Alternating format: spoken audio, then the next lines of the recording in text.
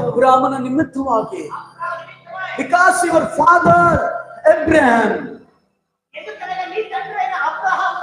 ಅವನು ನನ್ನ ದಾಸನು, ಅವನು ನನ್ನ ಸೇವಕನು. ಬಿಕಾಸ್ ಐ ಚೂಸ್, ನಾನು ಅವನನ್ನು ಆರಿಸಿಕೊಂಡಿದ್ದೇನೆ. ಅವನ ನಿಮಿತ್ತವಾಗಿ ನಿನ್ನನ್ನು ಆಶೀರ್ವದಿಸ್ತೇನೆ. ಹಲ್ಲೆಲೂಯಾ. ಯಥಾರ್ಥವಂತನೇ, ಯಥಾರ್ಥವಂತರೇ, ನಿನ್ನ ನಿಮಿತ್ತ ನಿನ್ನ ಕುಟುಂಬ ಆಶೀರ್ವದಿಸಲ್ಪಡುತ್ತದೆ. ನಾನು ಹೇಳೋದನ್ನ ಕೆಲವರಿಗೆ ಯಾರಿಗೂ ಗೊತ್ತಿಲ್ಲ. ಈಗ ಹೇಳ್ತದೆ, ನಿಮ್ಮ ಮನೆಗಳು ಕಟ್ಟಲ್ಪಡೋದು ನಿನ್ನ ನಿಮಿತ್ತ,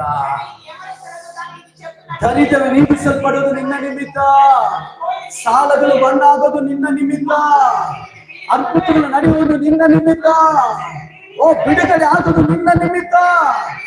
Because every day you pray to your God.